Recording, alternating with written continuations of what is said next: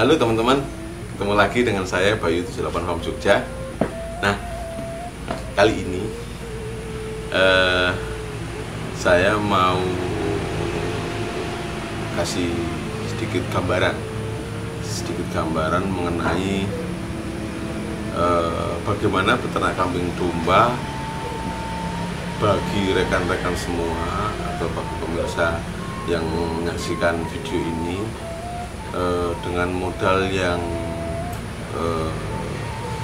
belum banyak. Sekarang bagi teman-teman yang misalnya sudah punya modal tapi belum, modalnya juga terbatas gitu, saya mau kasih gambaran gini teman-teman. Misalnya pakai modal 10 juta. Bagaimana memulai usaha ternak kambing domba dengan modal 10 juta. Nah, jadi kerangkanya pokoknya modalnya 10 juta, tapi gimana usahanya bisa jalan teman-teman. Saya coba rinci-rinci ya, Misalnya gini, kalau pemikiran saya, yang perlu disiapkan nanti adalah faktor pakan. Faktor pakan itu nanti harus siapkan lahan segala macam ya, itu faktor utamanya. Nah, misalnya 10 juta diambil 500.000 untuk sewa lahan. Kalau di tempat sekitar saya, di sekitar 78 Home Jogja itu sewanya itu Rp1.500 per meter per tahun. Jadi kalau ketemunya 500.000 itu kurang lebih dapat sekitar 300 sampai 350 meter lah. Nah, sewa ya. Tapi kalau teman-teman sudah punya lahan sendiri itu sudah nyicil ayam lah. Nah, ini contohnya bagi yang belum punya lahan. Sewa dulu 10 tahun dulu. Terus kemudian ambil 500.000 untuk beli bibit pakan. Ingat, bibit pakannya harus ada yang sifatnya nasi dan yang sifatnya lauk. Yang sifatnya nasi nanti misalnya bibit rumput. Nah, misalnya kalau lahan kecil untuk mengejar produksi, saya sarankan rumput pacong saja karena produksinya tinggi. Nah, kalau rumus saya satu ekor itu kan disediakan 60 meter persegi. Nah, nanti kalau sudah 300 itu sudah 300 meter itu sudah agak lumayan lah. Nah, rumput pacong, terus kemudian katakanlah untuk beli rumput pacong sekitar 200.000. Kemudian beli bibit pisang. Bibit pisang itu berkisar antara 10.000 sampai 15.000. Pilih jenis pisang yang memang laku di daerah teman-teman. Nah, monggo, jenis pisangnya macam-macam. Ada pisang kepok, pisang raja, cavendish, muli, tanduk, segala macam. Tapi pilih jenis pisang yang laku. Terus kalau ngomongin angka gede ya 15.000, ambil saja untuk beli sekitar 50 lah. 50 batang kali 15 itu 75.000 ya. Terus yang 25.000 dibelikan bibit jenis sayuran, misalnya cabai, terong, pare, seperti itu. Terus jadi tadi 200.000 tambah 200.000 tambah 100.000 300.000. Nah, yang 200 ini nanti dibelikan misalnya bibit pepaya. Saya kemarin beli bibit pepaya 1 krat itu, yang pepaya California itu 112 polybag itu 250.000 ya. Nah, nanti teman-teman pakai anggaran 200.000-nya ini untuk beli pepaya. Jadi pepaya dan pisangnya nanti diimbangkan, ditanam di pinggir lahan teman-teman. Nah, jadi pokoknya sudah punya rumput, terus lauknya sudah punya. Nah, kalau untuk bibit singkong, bibit gamal, segala macam, nanti cari saja di sekitar teman-teman. Ini pasti banyak kok. Nah, jadi sudah nasi dan lauknya minimal 4. Itu sudah ketanam. Modalnya 500.000. 500.000 sewa, 500.000 untuk bibit-bibit pakan. Terus bikin kandang sederhana teman-teman, bikin kandang sederhana ukuran 3x2. Nah, 3x2 itu nanti bahannya pakai bambu saja, pakai bambu. Kurang lebih ongkosnya, ya kita ngomong ongkos gede ya, 2 juta lah, 2 juta. Terus kemudian beli kambing atau domba betina dan posisinya bunting teman-teman. Nah, karena memang jadi 1 juta untuk lahan dan 1 juta untuk lahan dan bibit pakan, 2 juta untuk kandang, sudah ketemu 3 juta, masih sisa 7 juta teman-teman. Nah, 7 juta itu bisa dialokasikan menjadi katakanlah ya 3 ekor induk posisi bunting. Nah, kalau domba ini dapatlah domba kibas yang agak gedean sedikit, itu bisa bunting, 2 jutaan. Kalau kambing pilih yang misalnya Jawa Randu atau apa, memang belum gede-gede banget ya, kambingnya juga ukurannya sedang lah gitu, tapi posisikan yang sudah bunting, syukur-syukur laktasi 1 atau laktasi 2. Nah, masih sisa ini 6 untuk beli ternaknya, 6 untuk kandang 2, 8 untuk lahan bibit pakan 1, ketemu 9. Yang 1 juta nanti untuk operasional, misalnya beli arit segala macam, beli tali. Nah, langkah awal lahan dan pakannya disiapkan dulu teman-teman. Begitu sudah 2 bulan, rumput pacong ini kan sudah mau bisa dipanen nih. Nah, bikin kandang kurang lebih seminggu. Nah, kalau kandang sudah jadi, baru datangin kambing buntingnya teman-teman. Nah, saran saya, kalau mau ngasih pakan tambahan, tidak perlu yang beli mahal-mahal, karena ini hanya pakan tambahan.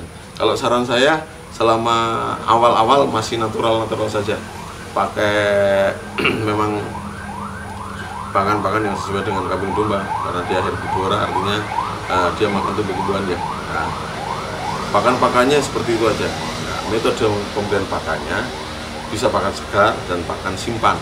Pakan simpannya nanti pakai silase gitu. Nah, kalau sudah over, misalnya di tetangga ada yang nawarin daun-daun, misalnya nangka segala macam, nah, dipetik untuk disimpan, dicacah.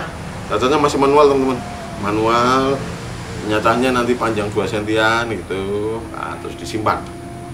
Nah, dari kalau metodenya seperti itu, nanti teman-teman masih bisa dapat income dari kebun.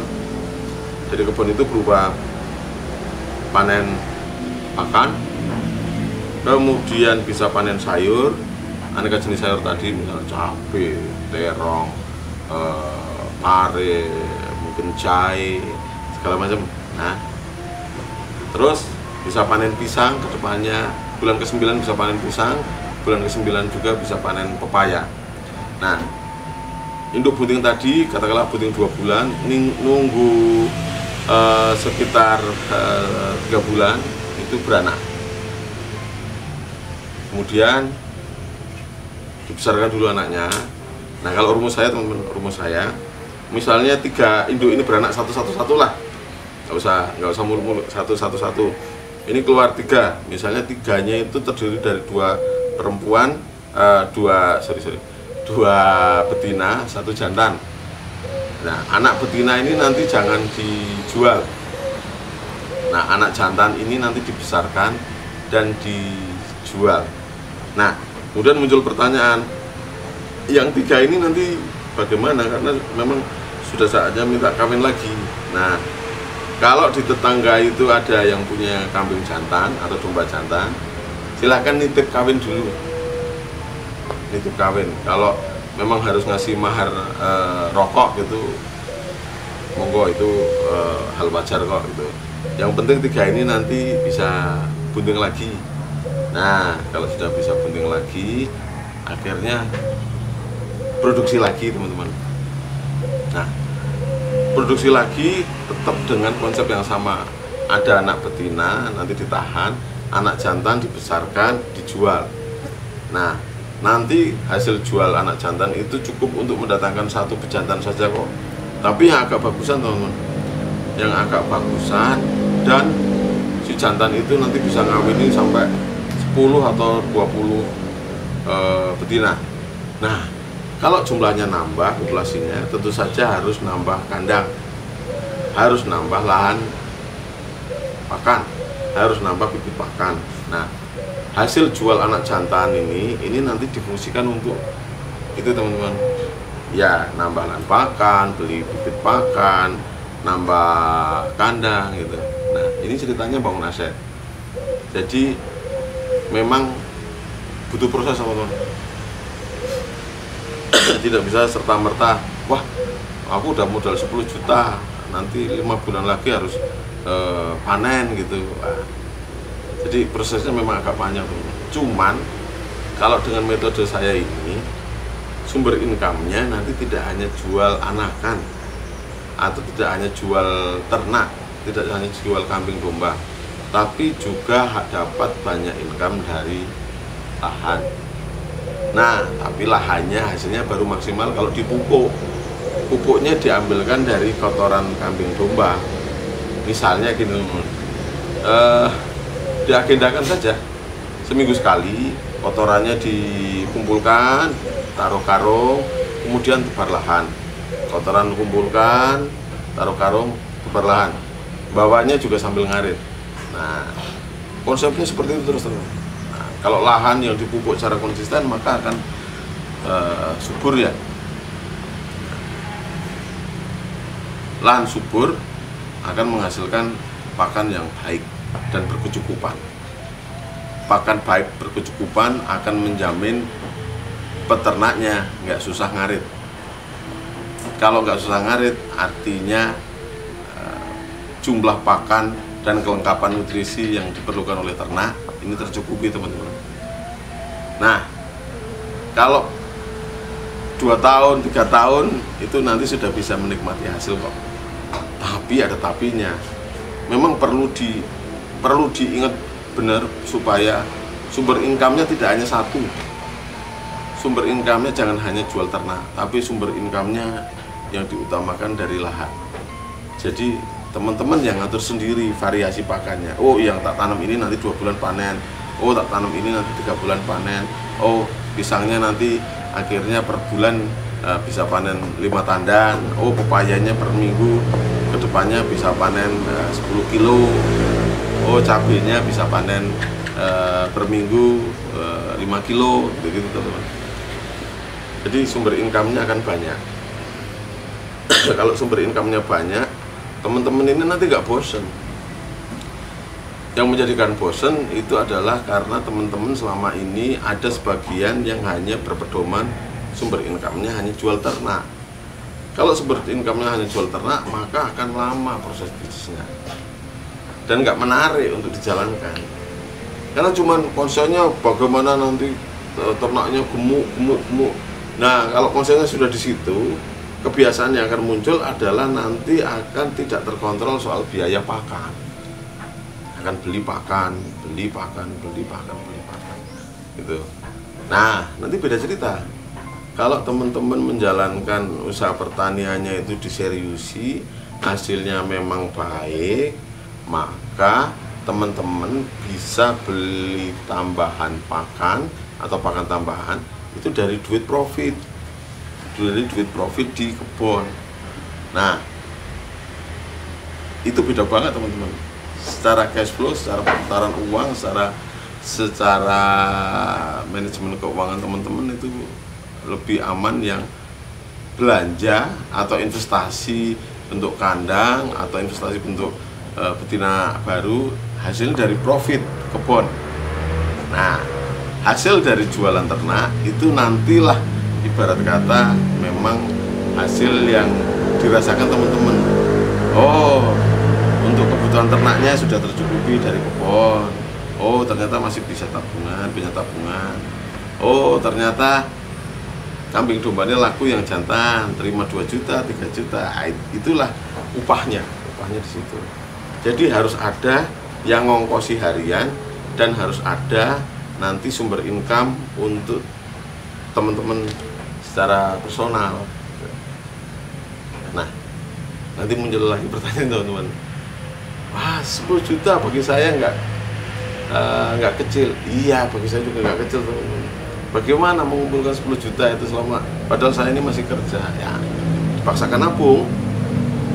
Seminggu sekali 100, seminggu sekali 50, terus nanti kan terkumpul teman-teman. Nah, kemudian mulai sedikit direm aktivitas untuk pembelian hal-hal yang sifatnya konsumtif kurang produktif. Soalnya lebih cocok kalau diinvestasikan, ya punya rezeki ya udah diinvestasikan ke sewa lahan, diinvestasikan ke beli bibit jambu kristal, dibelikan bibit kelengkeng, alpukat, rambutan. Wah ini lagi banyak permintaan jahe, coba sweet profitnya dialokasikan untuk beli bibit jahe, tanam jahe segala macam. Jadi intinya teman-teman harus kreatif.